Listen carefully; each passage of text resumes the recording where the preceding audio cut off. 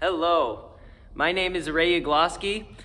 I have been a coach for 8 years and I love teaching people about training, nutrition, habits, and just healthy lifestyle in general. Today I'm going to go over 3 exercises that can be kind of a minimalist mobility routine for you. You're going to open up the hips and the shoulders with this sequence, and they're very all-encompassing. So they hit a lot of different qualities from the hip and the shoulder area, and so that's why I think they're a great go-to when you need some mobility work. So here we go. First one is going to be called a 90-90 series. So that represents the angles of my legs. This is a 90-degree angle, and this is a 90-degree angle.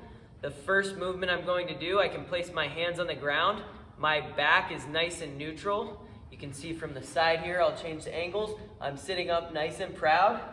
And the first thing I'm going to do is just hinge over, keeping a neutral spine, and just feel a stretch in the hip right here, okay?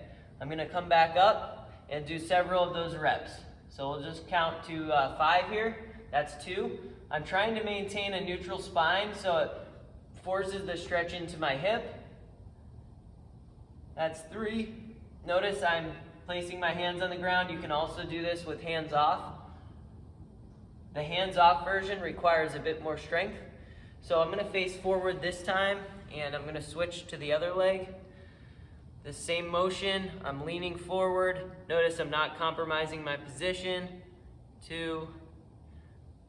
Great hip opener. That's 3 for me.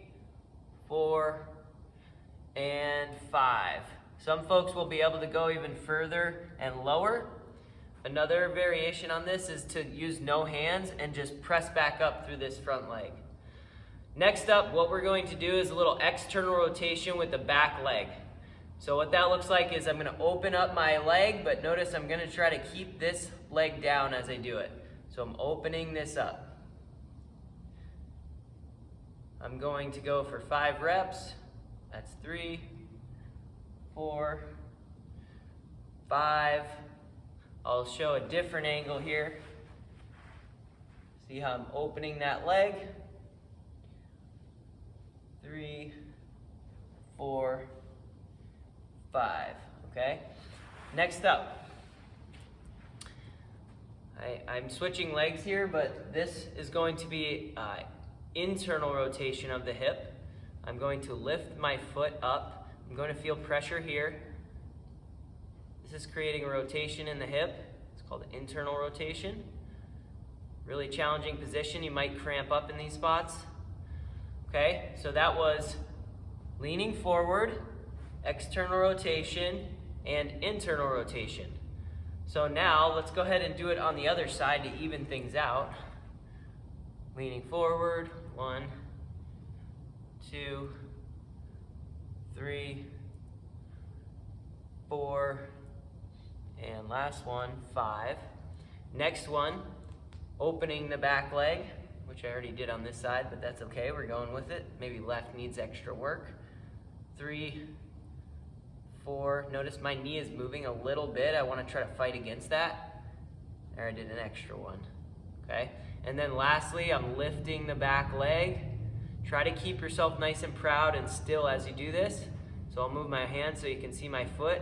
It's not going up very high, so I'll change angles here.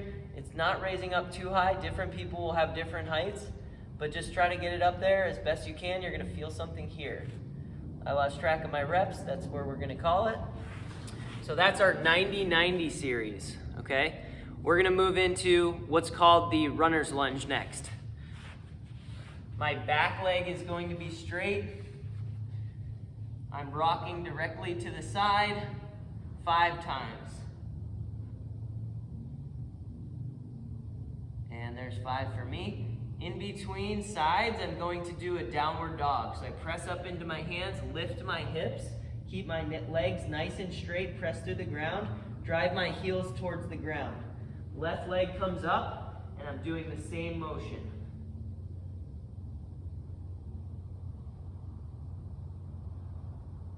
There's 5 reps, pressing through the hands, lifting the hips. Press, press, press. Right leg comes up. Now this time I'm taking my inside arm down towards the ground, up towards the ceiling. 5 reps here. I follow my hand with my eyes. So I'm rotating my neck and rotating my head up. Back to downward dog. Getting a hamstring and calf stretch. Left leg comes up, inside arm goes down, rotates up towards the ceiling.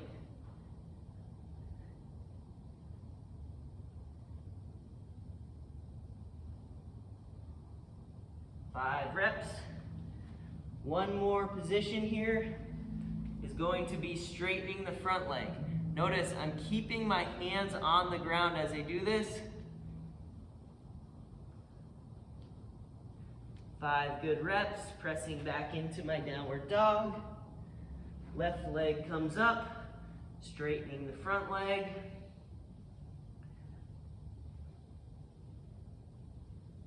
5 good reps there, and relax. That is called our runner's lunge. So there is 3 positions in our runner's lunge. The last movement we'll do is for the shoulders. It's called prone windmills. Prone meaning I'm facing down as I do this.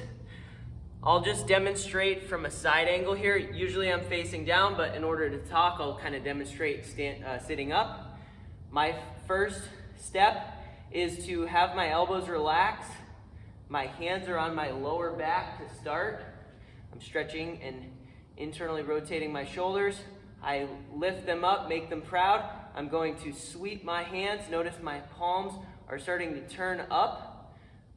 I'm going to touch my pinkies at the top, curl my hands to the back of my head, return to the same position, lift back up, and sweep all the way back down. I place my hands on my lower back, relax into it. That's 1 rep, okay? I'm going to do it correctly on the ground next. Hopefully you can see my arms here. Starting on the low back, relaxing, lifting up, sweeping my arms overhead, touching pinkies, pulling to the back of my neck, lifting up, sweeping, relaxing, and returning to the start. Let's go ahead and do 5 good reps. That's 2.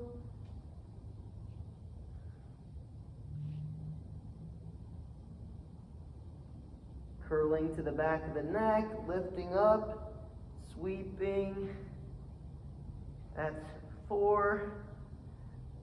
Or I just made that up, I'm not sure.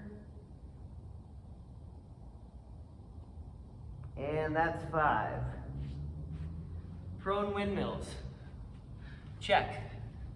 So we just did 3 movements.